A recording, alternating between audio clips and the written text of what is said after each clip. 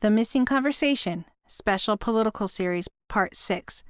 We have to see ourselves as warriors for the whole country, that your citizenship means you are a part of this country, and you need to get pumped up, not only for these next elections, but for the rest of your life.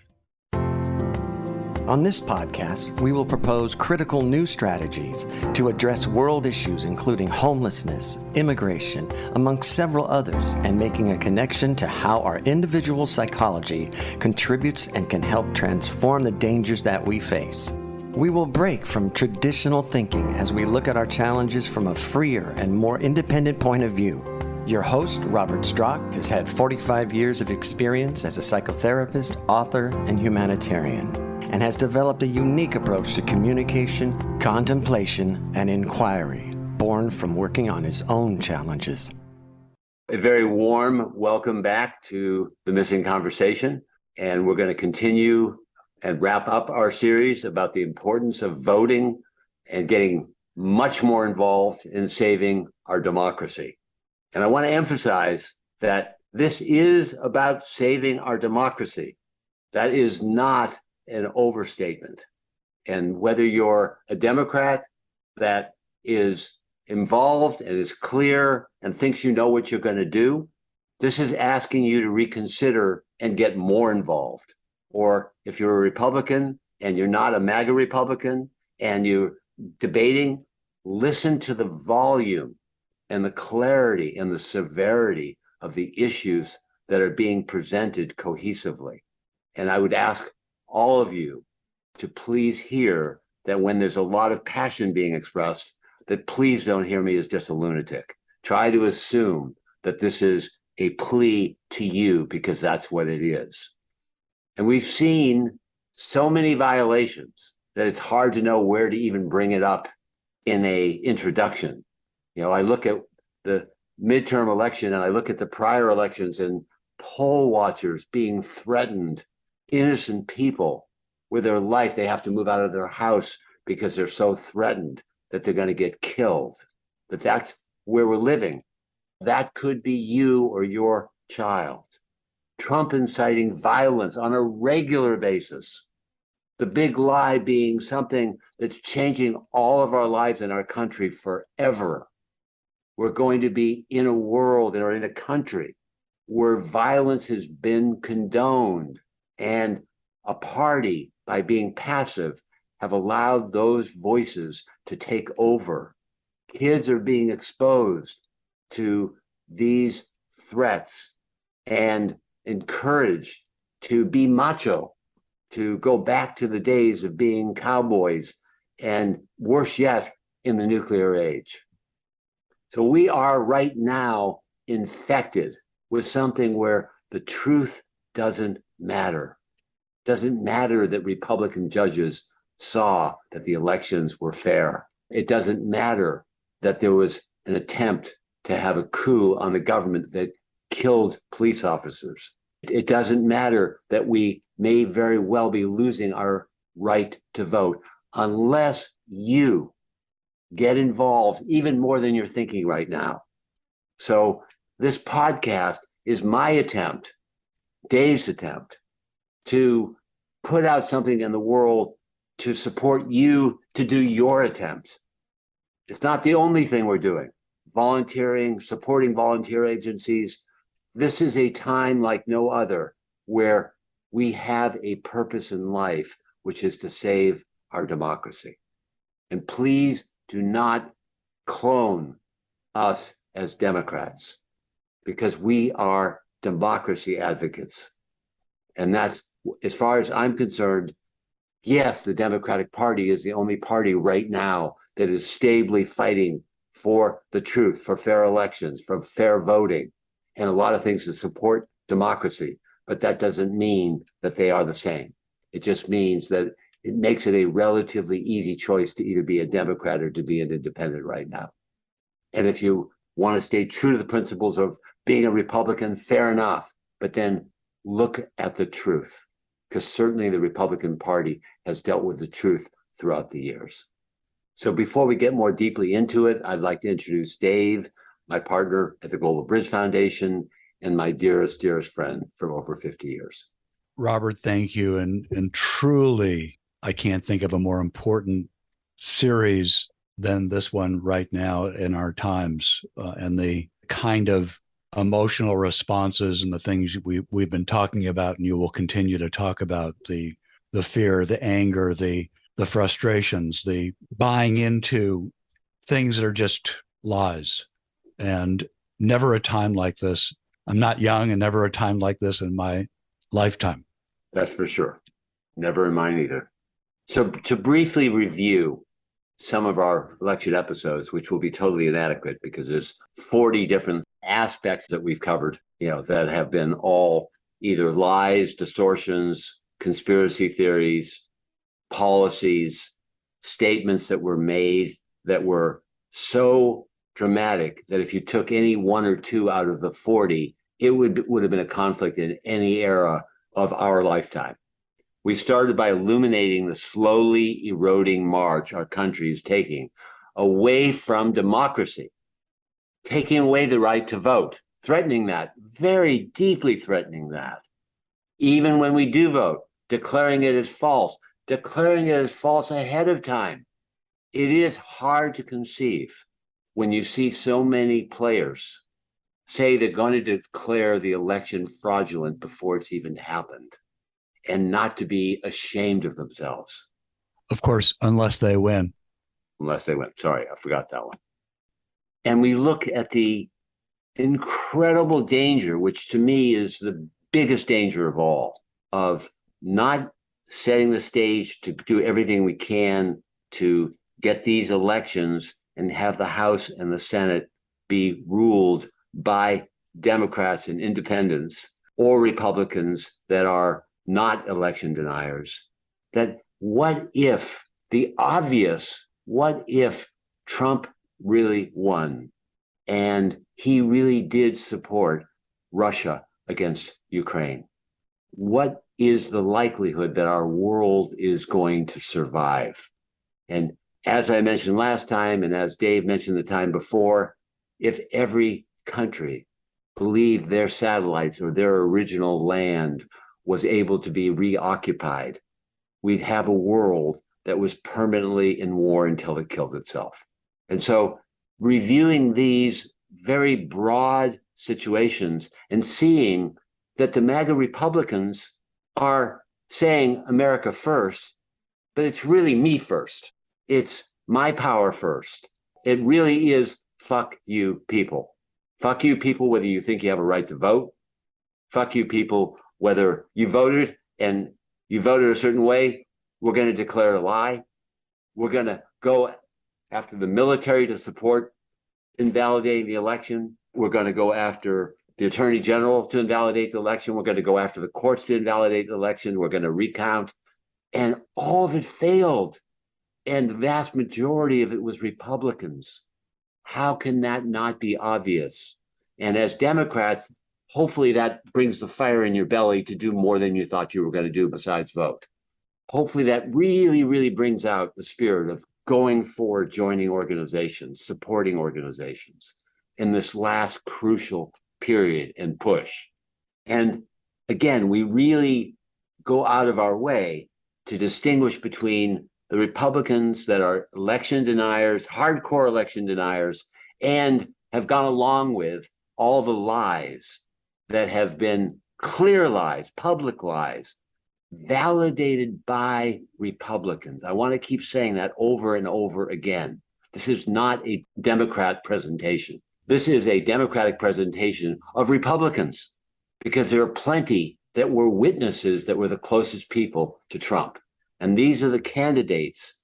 A lot of these people are the candidates that are supporting election denial, that are supporting corrupt policies, that are supporting basically taking over the State Department, taking over departments that are the core root of our democracy, the FBI, the CIA, the police, and the absurdity of being able to declare being pro-police when you don't care about the police that are protecting the Capitol, whether they're killed. It's such a travesty.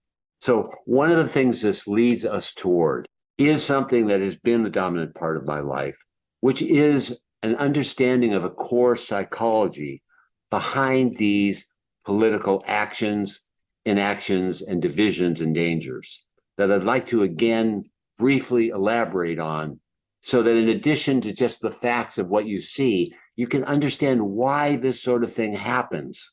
So I'm going to start with the anger, and I'm going to start with something broader and come back to our country. That unresolved anger and believing that the anger is really another group that's responsible for our own anger, or us holding on to anger because of prior generations, has been the source of war and killing and murder. Believing that this person or this country deserves to die is us not resolving our own anger. And so it's so easy to have a scapegoat in another country. The same thing is happening in our country, where our group anger as a country, believing that our needs haven't been taken care of, has led to a tyrannical power seeming like a good power to a number of people. Let's shake things up. Let's shake things up and start over. And I can empathize with why that feeling is there, because the political representatives have not really represented a we the people are for the people. We are going to take care of not only the middle class, but the poor class. And frankly, neither party has done a good job of taking care of the poor class. So I can easily identify with the anger. The problem is when it's not made aware that I'm angry, I'm dangerous. When you're not aware you're angry, you're dangerous, because you'll project it onto your wife or your husband or another party, or you'll project it onto the whole political realm of our country. And then you'll be so exhausted because you can't stand feeling helpless and anger and vacillating between those two things. Can you see that the anger is the root of white nationalists? Can you see that the anger is the root of MAGA Republicans? Can you see that anger is the root of war? Unresolved anger, not anger itself. Anger can be channeled into, I need to feel safe. I need the world to be fair. I need our country or our space or our party to be fair. The root of anger is an unresolved need. All of us need to be able to survive, to be able to have housing, to be able to have food, and to be able to have medical care. It's a universal need. And when that is not supported because we were born into an area of the country where we didn't have a chance to get work opportunities, we're going to be angry. When we believe our country has not served us in a certain way, we're going to be angry. And if we recognize we're angry and we can pause and hit a pause button and feel the anger and say, I still want to go to what I need, what the country needs, what my family needs, what my grandkids are going to need, which is a country that's going to stay democratic, a world that's going to survive global warming and terrorism and nuclear dangers. And so anger and distrust is something that we can, as psychology would say, lead us to project it onto other groups. And that is why we are where we are, is because we have not learned how to tame our own anger and move it toward what we all universally need, and have a process of doing that. For those that you want to look more into that, I would encourage you to go to the Awareness That Heals series on transforming anger and resistant emotions into intimacy and strength, and into how we can find our core needs. And then there's denial. The only way we can allow, as a country, a party to have 70% of people that believe the elections were unfair, when their own party's judges proved in their own evaluations that there was not election fraud that was at all relevant. Only when we see that we're in denial, that we're in personal danger. You are in personal danger of losing the democracy. This is not a casual thing. This means that we may be living with a tyrant running our country. We may have no departments except the head of our country, as Trump has said. He's better than the generals. He's better than the CIA. He's better than the FBI. That's not a quirk. That is a tyrant. MAGA Republicans are not quirky. They are tyrants. And they're angry. And they haven't resolved the anger. And they actually believe they're idealists. They've converted their anger to believe that they are saving the world, just like Hitler did. And then finally, we have fear. And fear is the third psychological element that's so important to understand, that the vast majority of the Republican Party is in fear that they will be absolutely out of the public eye if they in any way say that the election was fair. We've seen what's happened, that cult has basically made it impossible to state openly that the election was totally fair, and that the Republicans have validated that, because they will be ostracized. And there's a threat of murder of them, of their kids. And that threat is becoming more and more real. So if we understand the core psychology, we're going to wake ourselves up to the exact opposite of that, which is, instead of fear, we have courage. Instead of anger, we have a need to have peace and universal fairness. Instead of denial, we face the reality that we're in the 21st century, and we are active, and we feel a sense of purpose. And we join a group like Indivisible. We do what we can with our time. We do what we can with our money. And so all of us that are Democrats, this is a time that we get to have a sense of purpose. We get to be in a sense of unity for democracy. Hopefully, we need to be more tolerant of opposite views that are different policies as to how to deal with abortion. We unquestionably need to come to some kind of compromise. We need to find a way to unite with a sane Republican Party, or independent views, or centrist views. But the important thing is seeing the great distorters, the great killers, are fear, anger, distrust, and denial, not being seen and not finding the courage, the facing of the truth, and the peace, or the need for peace and opportunity for everyone in our country and everyone on our planet to survive. Anger is a blind force that's narcissistic when it's not dealt with to discover what you really need. So I ask you, look at things as a Democrat. Let's say that you're furious with the MAGA Republicans. Don't let your fury run you. Let the needs for a peaceful country and a democracy flower. Let those needs run you, and do it with strength. I'm not saying be wimpy, but not with blind anger toward blind anger. That's the source of war. That's the source of killing. That's the source of tyranny. So speaking for a moment to Republicans that are not MAGA Republicans and independents, is it really okay with you that the right to vote is being compromised? That the Republicans are doing what they can to make that less and less viable, whether it's through electoral fraud, whether it's through redistricting, whether it's through laws that are there to make it more and more difficult to vote? Is it really okay? And if it's not okay, can you see that is the root of democracy? We will lose it. Don't be in denial. Have courage. See that we all have down deep a need to give everybody an opportunity. See that our Constitution to give everybody an opportunity, even though it didn't. And they had slaves, that the premise was really sacred, the same as all the great teachers have said. Everyone deserves an equal right to work for themselves and for their families, to be able to survive. That's the appeal here. Democracy in its best form, which we haven't seen yet, is not only individual freedom, but also a collective responsibility to give everyone the right to work, the right to live. And we're moving in that direction. One party is starting to move in that direction by giving those opportunities, but still not all the way down to the poorest of the poor. So I can understand why there's animosity in our country, because the poor really haven't been dealt with by either party in a significant way. So there's going to be alienation, there's going to be anger. All that's going to be swirling around psychologically, but we need to stay with what our basic needs are, which is to give these opportunities to everyone in the country. and to have the truth be the truth.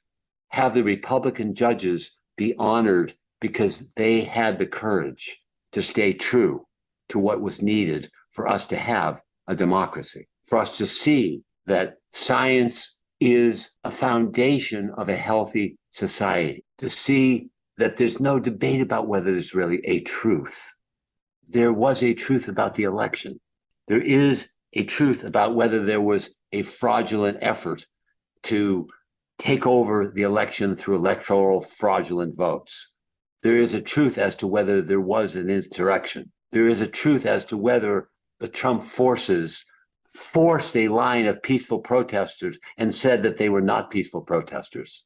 There are so many truths that we want to focus more on the truth. We want to focus more on the healing. We want to focus more on the pleas as Democrats, how we can optimize our efforts. We have to see ourselves as warriors for the whole country, even ultimately, as long as the MAGA Republicans aren't violent.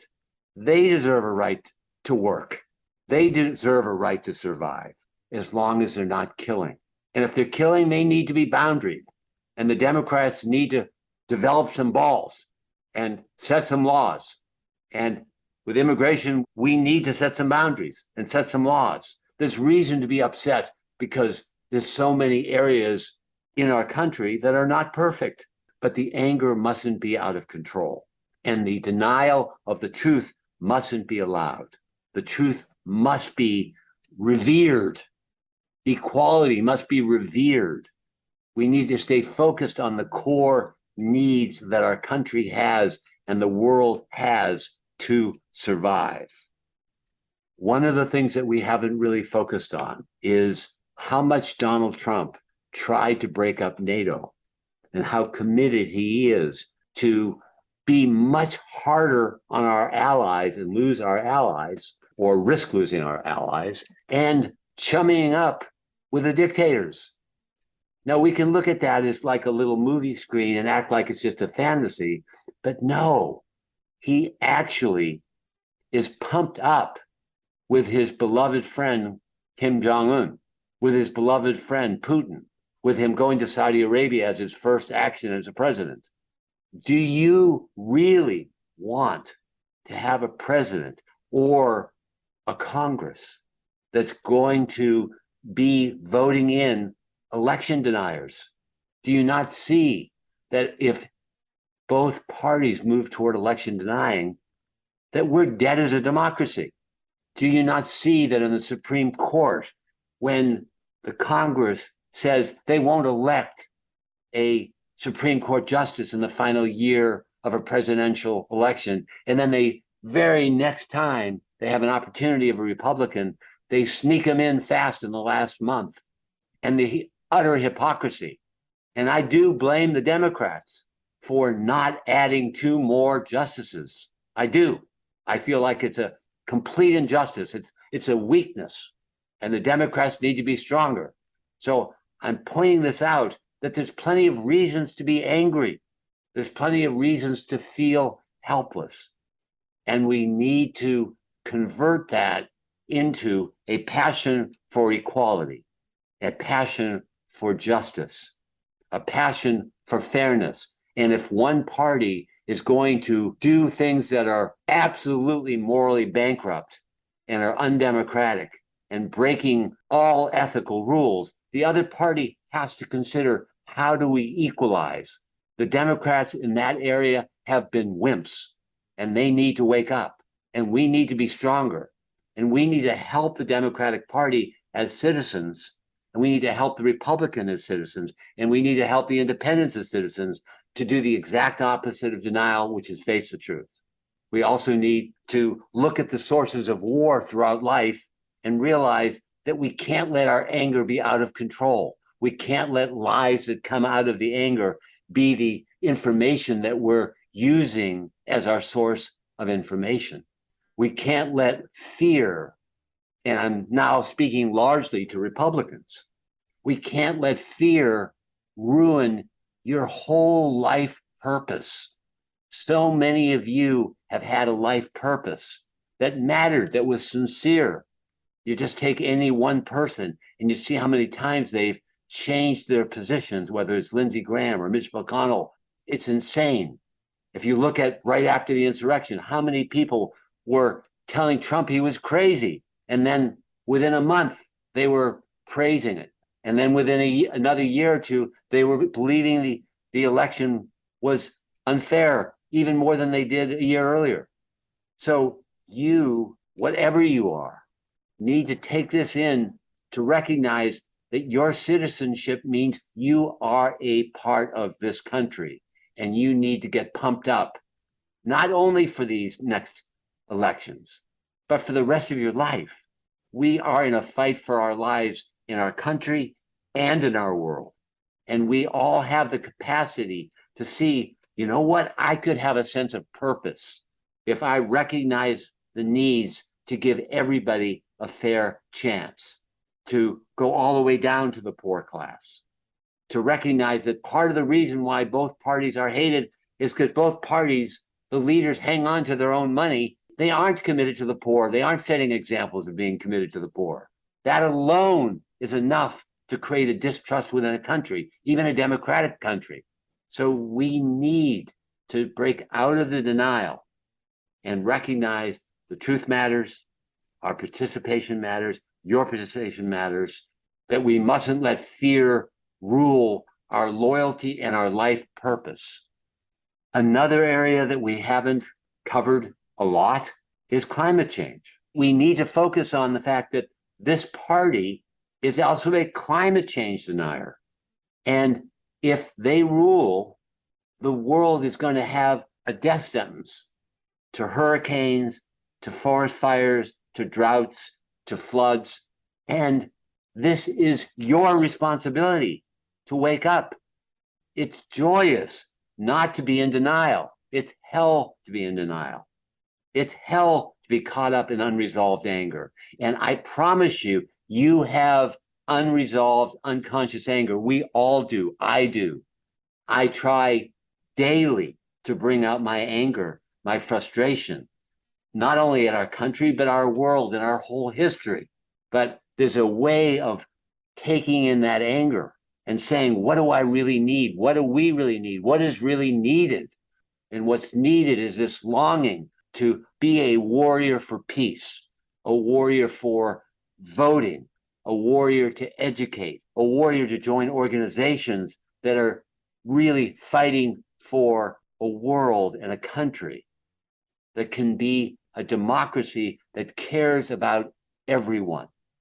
There have been no pure countries, and that leads us to anger. It's understandable why we're all angry. I think it needs to be popular to recognize that we're angry and that we need to convert it to find out what are the core needs underneath it.